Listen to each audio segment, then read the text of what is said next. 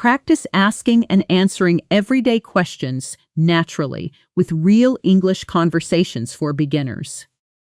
In this lesson from Natural Word English, you'll learn useful phrases for greetings, work, emotions, invitations, travel, small talk, polite disagreement, and describing people. Through speaking English, practice connected speech, role plays, shadowing, and listening exercises, you'll build faster responses without translating every sentence in your head. No. This lesson is ideal for A2 and B1 learners who want to improve English listening, expand practical vocabulary, and speak confident English in real-life situations. Watch until the end. Answer the questions aloud, and subscribe for more natural English lessons. English conversation, speaking English, practice, learn English, English for beginners, real-life English. Which everyday question is hardest for you to answer naturally?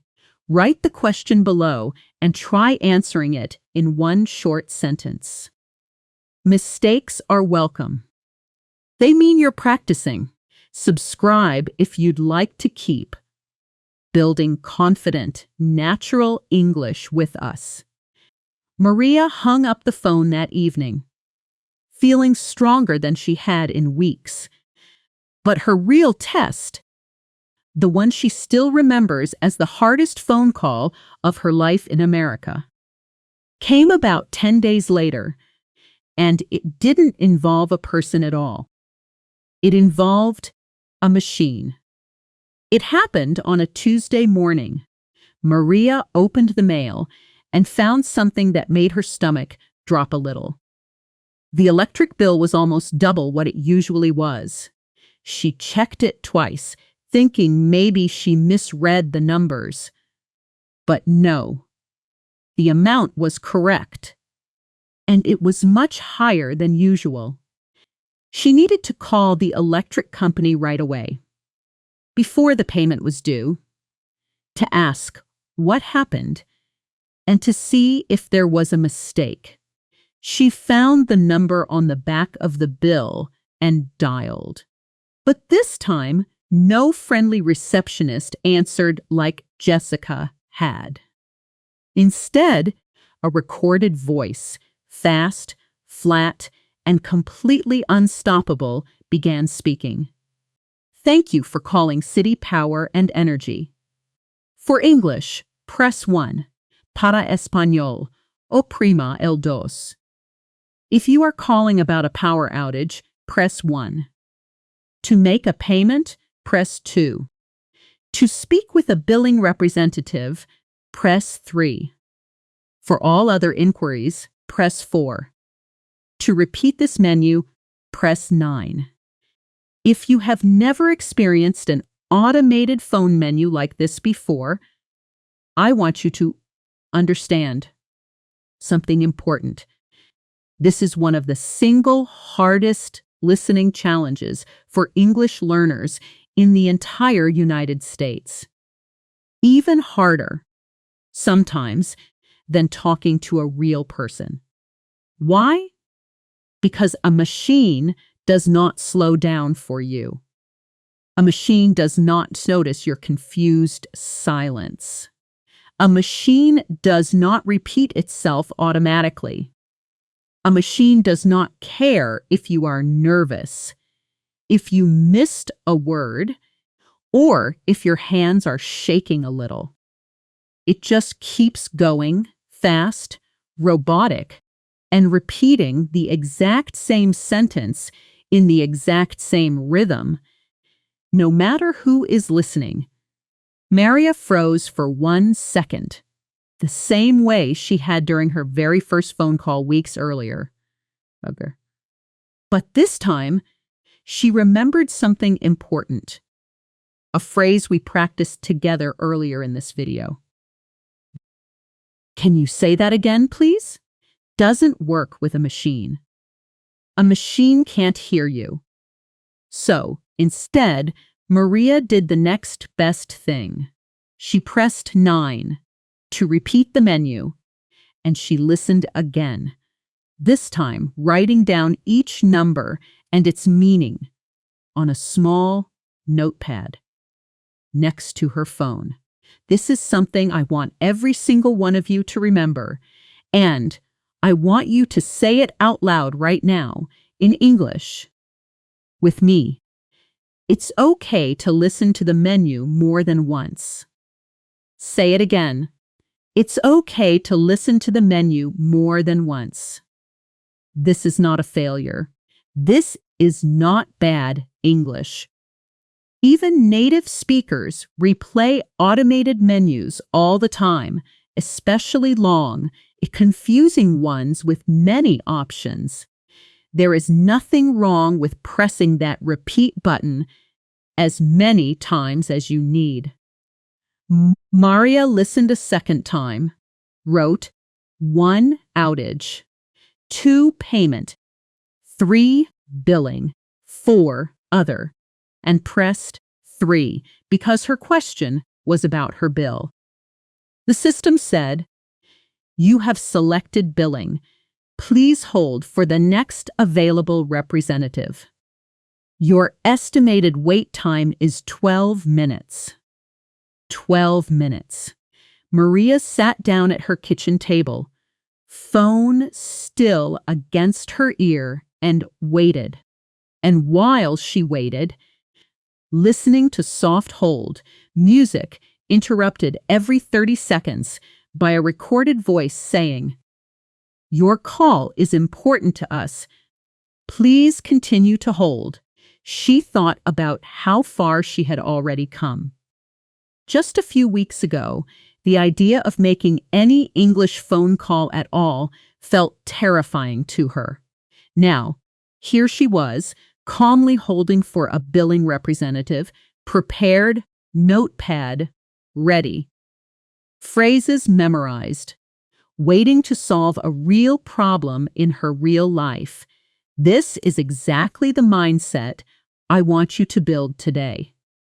Not perfect English, not fearless English, just prepared, practical, confident English.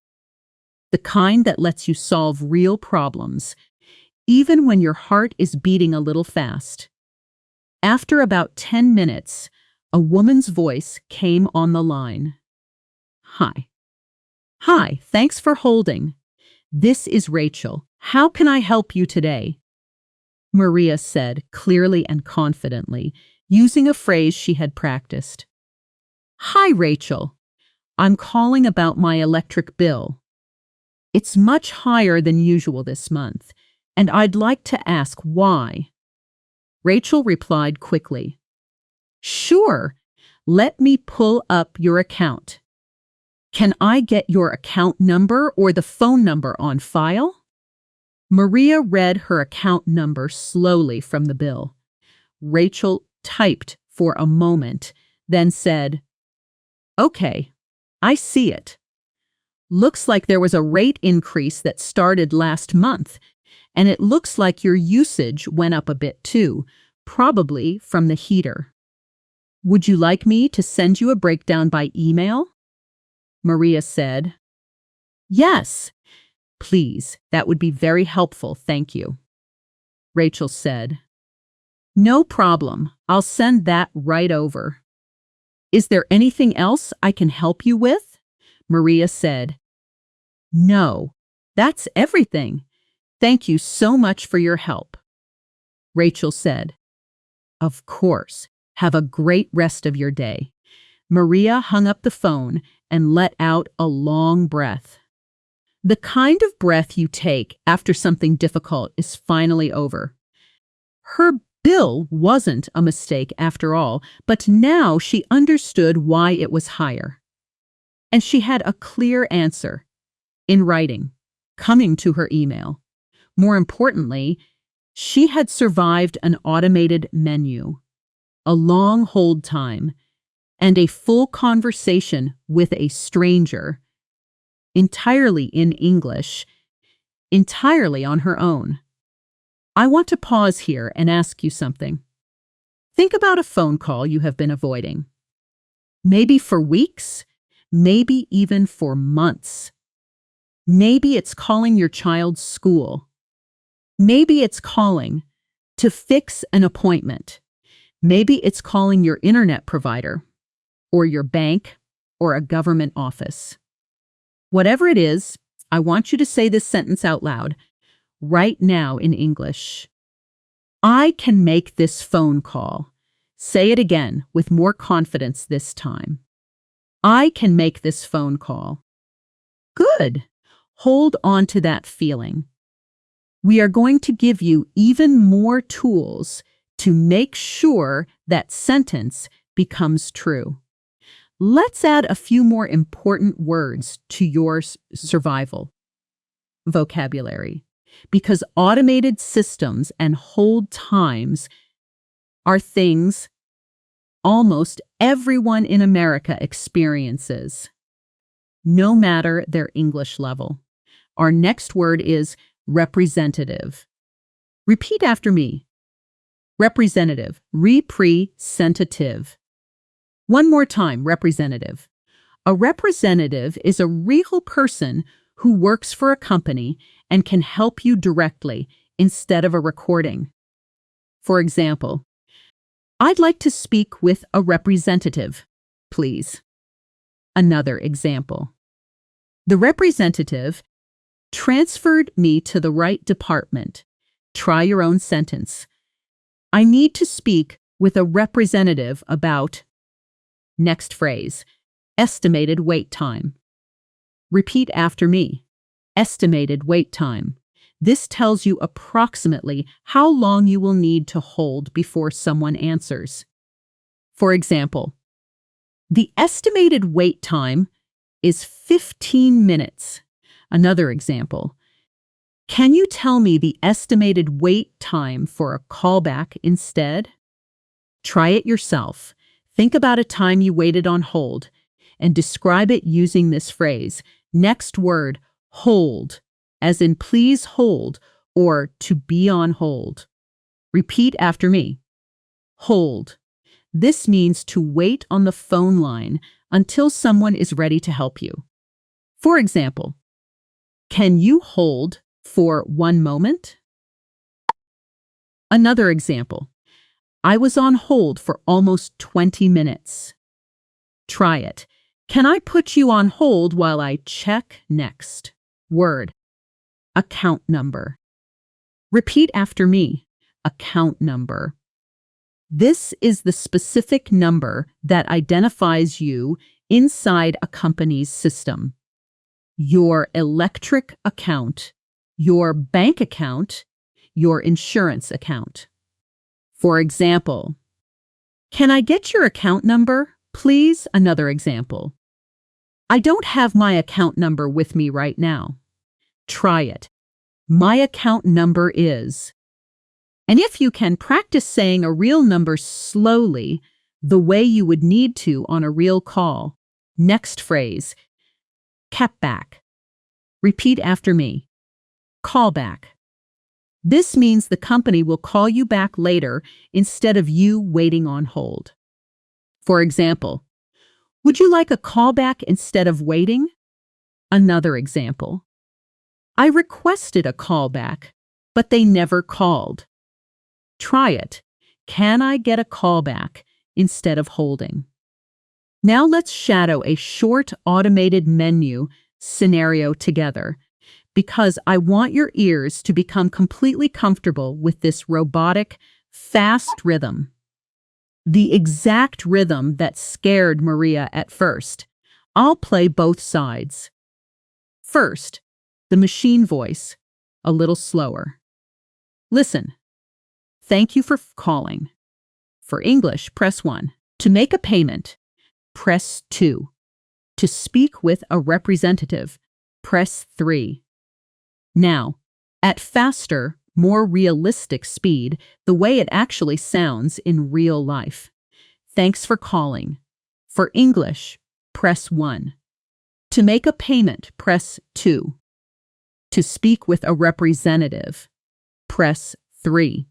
Try repeating the full sentence after me at that same fast speed. Thanks for calling. For English, press 1. To make a payment, press 2. To speak with a representative, press 3. Good. One more time, even faster, because real systems often speak quickly. Thanks for calling. For English, press 1. To make a payment, press 2.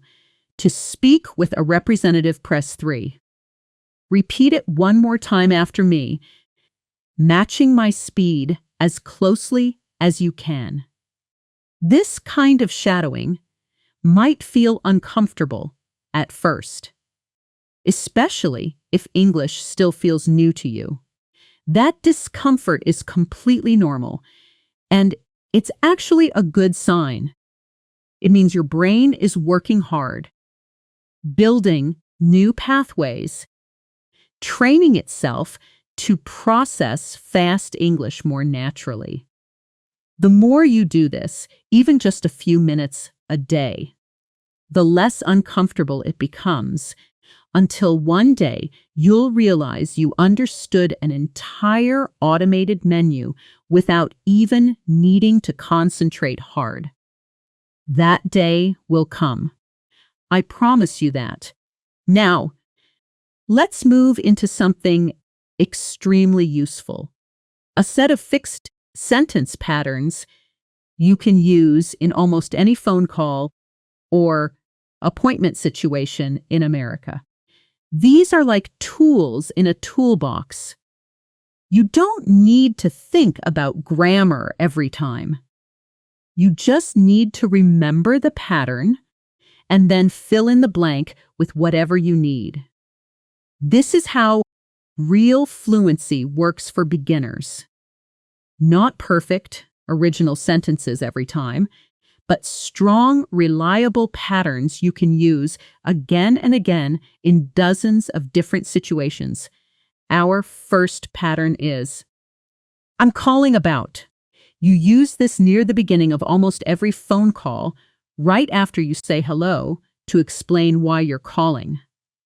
Listen to these examples, then repeat each one after me. I'm calling about my appointment. Now you. I'm calling about a billing issue. Now you. I'm calling about my daughter's checkup. Now you. I'm calling about a job interview. Now you. I'm calling about my insurance. Now you. See how the pattern stays exactly the same. I'm calling about, and only the last few words change. This is exactly what makes it so powerful. You can prepare this sentence before you even dial the phone, and you know it will work, no matter the situation. Our second pattern is, I need to. This is direct, clear, and polite when followed by please. Listen and repeat. I need to reschedule my appointment. Now you. I need to cancel my reservation. Now you. I need to update my phone number. Now you. I need to speak with a representative. Now you. I need to confirm my appointment time. Now you. Our third pattern is there a way to? This is a polite, natural way to ask if something is possible, especially when you're not sure. Listen and repeat. Is there a way to move my appointment earlier? Now you. Is there a way to get a refund? Now you. Is there a way to speak to someone sooner? Now you. Is there a way to pay over the phone? Now you. Our fourth pattern is, could you? This is one of the most polite and commonly used patterns for asking someone to do something for you. Listen and repeat. Could you repeat that? Please? Now you. Could you transfer me to billing? Now you. Could you send me a confirmation email? Now you. Could you check my account? Please? Now you. And our fifth pattern, one that will save you constantly. How long? Listen and repeat. How long is the wait time? Now you. How long will it take to process this? Now you. How long is the appointment usually? Now you. How long until someone can call me back? Now you. Let's do a fast round now, mixing all 5 patterns together the way a real, fast conversation would move. I'll say the beginning, and I want you to imagine finishing it yourself, out loud, based on your own real life, right now, a real phone call you might need to make this week. Ready? I'm calling about. Finish it. I need to finish it. Is there a way to finish it?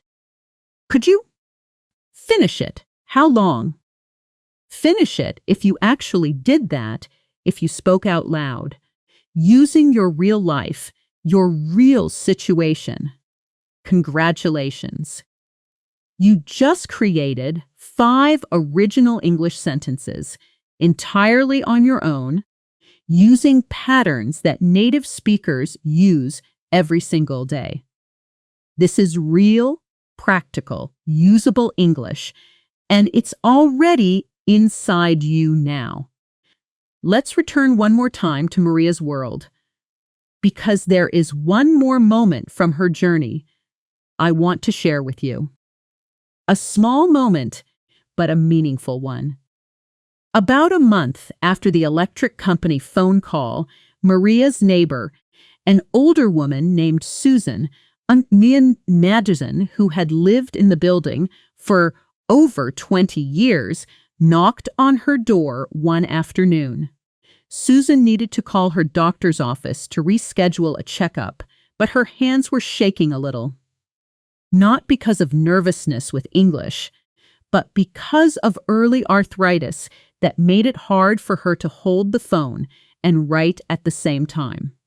Danny May Fearn. She asked Maria if she could help her make the call. Maria smiled and said yes. And in that moment, something beautiful happened. Maria, someone who, only 2 months earlier, had been terrified to even press the call button, was now confident enough to make a phone call for someone else. In English, handling appointments, times, and details smoothly. She used every single phrase she had practiced. I'm calling about a checkup for Susan Miller. Could you tell me what times are available? Can you say that again, please? That works. Thank you. I appreciate your help. The call took less than 3 minutes, and when Mariah hung up, Susan hugged her and said, "Thank you so much, honey. You're really good at this." Maria laughed and said, "I wasn't. A few months ago. I just practiced." I want you to really sit with that story for a moment, because it shows you something important. English fluency for phone calls doesn't come from suddenly understanding every int perfectly.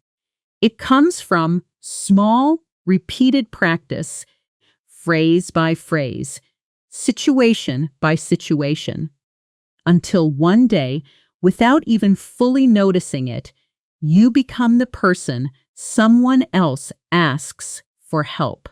Let's keep building your toolkit, because there are still a few situations.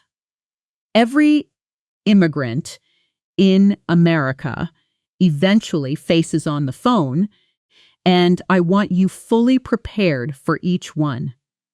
Not just prepared enough to survive them, but prepared enough to handle them calmly, the way Maria eventually did. One of the trickiest phone situations is when you call somewhere and the person you need isn't available, so you get transferred or put on hold or asked to call back at a different time. This happens constantly in America. To receive help from a school, a clinic, an insurance company, or even a landlord's office. Let's learn the exact words for this, because if you don't know them, this moment can feel very confusing. Very quickly, our next word is transfer. Repeat after me. Transfer. Transfer. One more time. Transfer. This means to move your phone call to a different person or a different department. For example, let me transfer you to the billing department. Another example, can you transfer me to someone who speaks about insurance? Try your own sentence. Could you transfer me to... Next word, department.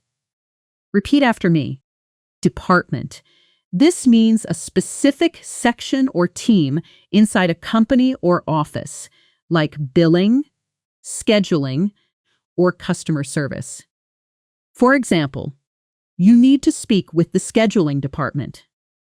Another example, which department handles refunds? Try it. I need the department. Next phrase, extension, often shortened to ext. Repeat after me. Extension. This is a specific number you dial after reaching the main office line to reach one particular person directly. For example, you can reach Dr. Patel at extension 452. Another example, do you have his extension number? Try it. Could you give me the extension for? Next phrase, follow up. Repeat after me. Follow up. This means to check back on something later or to do a second action after the first one. For example, I'm calling to follow up on my last message. Another example, someone will follow up with you by email tomorrow. Try it. I wanted to follow up on... Next phrase, and this one is very important for polite phone conversation. No worries or no problem. Repeat after me. No worries and no problem. These are relaxed, friendly ways Americans say that's okay or it's fine, especially after someone apologizes or thanks them. For example, someone says, sorry to bother you again, and the other person replies, no worries at all. Another example, can you call me back later? No problem, I'll call around 3. Let's practice a full scenario now that combines many of these new words with everything we've already learned. A slightly longer, slightly more complex phone call, the kind that requires patience, clear listening, and confident, polite responses. I'll read both sides first at a natural, real pace. Listen closely and try to follow the whole story of the call, even if you don't catch every single word. Thank you for calling Lakeside Family Clinic. This is the front desk. Hi, I'm calling to follow up on a referral for my son. I was told it would take about a week. Okay, let me check that for you. Can I get his name and date of birth? Sure, his name is Daniel Ruiz. Date of birth is March 4th, 2018. Thanks. One moment. Okay, I see the referral was sent out 3 days ago, so it should be through soon? Is there a way to check on the status directly, or should I just wait? You could call the specialist's office directly, actually. Would you like their number? Yes, please. That would be great. Their extension is 318, and the main number is the same as ours. Okay, got it. Thank you so much. No problem. Is there anything else I can help you with today? No, that's everything. I appreciate your help. Of course, take care. Now let's shadow this together. Section by section, so your mouth and ears both get real practice with this longer, more natural flow. I'll say each line, and you repeat right after me, matching the rhythm. Hi, I'm calling to follow up on a referral for my son. Now you. His name is Daniel Ruiz. Date of birth is March 4th, 2018. Now you. Is there a way to check on the status directly, or should I just wait? Now you. Yes, please. That would be great. Now you. Okay, got it. Thank you so much. Now you. No, that's everything. I appreciate your help. Now you. You just practiced a full, realistic, slightly complex phone call. The kind that involves waiting, following up, and getting transferred to another office. Notice something important. Even in that entire conversation, the caller never needed perfect grammar. They needed clear, simple, confident sentences, built from patterns you already know. That is the entire secret of practical English fluency. It's not about knowing every grammar rule. It's about being able to communicate clearly, calmly, and politely using tools you've practiced enough times that they come out naturally, even under a little pressure. Now, let's go back to Maria one final time, because her story has one more important chapter. The moment that shows just how far she has come since that first shaking phone call to the pediatric clinic. About 3 months after that very first call, Maria received a letter in the mail from the school district. Sophia was going to start first grade in the fall, and the letter said Maria needed to call the school to schedule something called an intake meeting. A meeting where the school would ask questions about Sophia's health, her home language, and her needs to help place her in the right classroom. If you had shown this letter to Maria 8 months earlier, right after she moved to the United States, she probably would have felt overwhelmed just reading it, let alone calling about it. Words like intake meeting, district, and placement would have felt like a wall she couldn't climb over. But this time, something different happened inside her. She read the letter twice, understood most of it, and thought calmly, okay, I need to call and schedule this. I know how to do this now. She picked up the phone and dialed the number on the letter. A recorded voice answered first. Thank you for calling Riverside School District. For English, press 1. Para Español, oprima el dos. For enrollment, press 1. For general questions, press 2. To speak with the front office, press 3. Maria listened once, calmly, and pressed 1 for enrollment, without needing to replay the message a second time. This alone was a small but meaningful sign of how much progress she had made. The fear that once made her freeze during automated menus had quietened into simple, practical listening. A woman answered, "Enrollment office, this is Karen." Maria said clearly, "Hi, Karen. I'm calling to schedule an intake meeting for my daughter, Sophia Torres. She's starting first grade in the fall." Karen replied, "Great! Congratulations. Let me pull up our calendar. We have openings next Tuesday at 9 or Thursday at 1, whichever works better for you."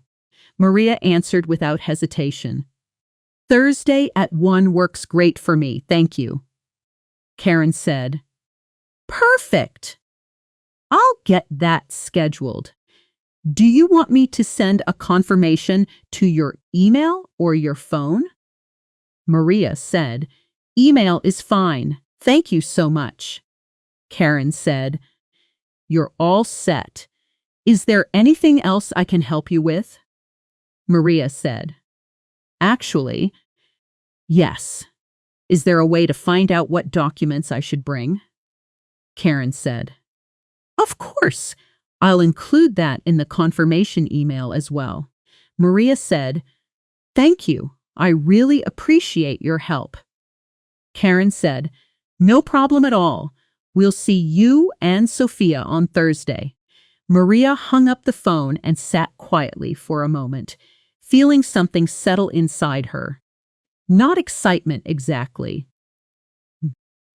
but something steadier, something like quiet confidence. She thought back to that very first phone call to the pediatric clinic, her hands shaking, her mind going blank for a full second before she remembered even one sentence. And now here she was, scheduling a school meeting smoothly, asking follow-up questions naturally, even using the pattern, "Is there a way to..." without even thinking about it. The words had become hers. "I want you to understand something clearly, because this is the whole point of everything we've practiced today." What? This transformation didn't happen because Maria suddenly became a different person, or because English suddenly became simple. It happened slowly, phone call by phone call, phrase by phrase, small moment of courage by small moment of courage. Each time she picked up the phone, despite feeling nervous, her brain built a little more confidence. Each time she used a phrase we practiced today, "Can you say that again, please?" Or, "I'm calling about." Or, "Is there a way to..." That phrase became a little more automatic, a little less scary, until eventually it simply became part of how she spoke. This is exactly the path in front of you now. You don't need to feel completely fearless before making your next English phone call. You just need a few strong, reliable tools, the same tools we practiced together today, and the willingness to use them, even while your heart beats a little fast. Let's do one final, fast-paced review round together, moving quickly through everything we've learned today, the way real fluent recall should feel. Quick, automatic, without long pauses to think. I'll say a word or phrase, and I want you to say a full sentence using it, out loud, as fast as you comfortably can. Reschedule. Say a sentence. Confirm. Say a sentence. Available. Say a sentence. Can you say that again, please? Say it exactly. Voicemail. Say a sentence. Slot. Say a sentence. Representative. Say a sentence. Hold. Say a sentence. Account number. Say a sentence. Callback. Say a sentence. Transfer. Say a sentence. Department. Say a sentence. Extension. Say a sentence. Follow up. Say a sentence. No worries. Say it out loud. And now, let's review our 5 power patterns one final time. Quickly. The way you'll actually use them in real life. I'm calling about I need to. Is there a way to? Could you? How long? If you said all of these out loud, even quietly, even imperfectly, truly, genuinely, congratulations. You just completed a full, real training session for phone calls and appointments in America, the exact kind of practical, high-pressure English situations that stops so many immigrants from feeling confident in their new life here. But not you. Not after today. I want to leave you with one final thought before we close this lesson. Somewhere out there tonight or tomorrow morning, there might be a phone call waiting for you. Maybe to a doctor's office, maybe to a school, maybe to fix a bill, maybe to confirm a job interview. And the next time your hands hover over that call button and your heart beats just a little faster, I want you to remember Maria. I want you to remember that she felt exactly what you're feeling right now, and she made the call anyway. And slowly, one phone call at a time, it stopped being terrifying, and it simply became something she could do.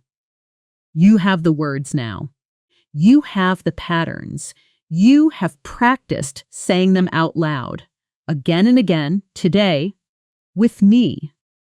The only thing left is to use them in your real life the next time you need them. And when you do, when you make that call and you understand more than you expected, and you respond clearly, calmly, and confidently, I want you to remember this feeling right now, because that confidence you're building today is real, and it belongs to you. Thank you so much for practicing with me today here on EFL USA. If this lesson helped you feel even a little more prepared for real phone calls in English, please give this video a thumbs up, subscribe to the channel, and tap the bell so you never miss a new lesson. Next time, we'll dive into another essential survival skill for life in America. So keep practicing, keep speaking out loud, and remember, every phone call you make, even the nervous ones, especially the nervous ones, is making your English stronger. I'll see you in the next lesson. Take care and speak boldly.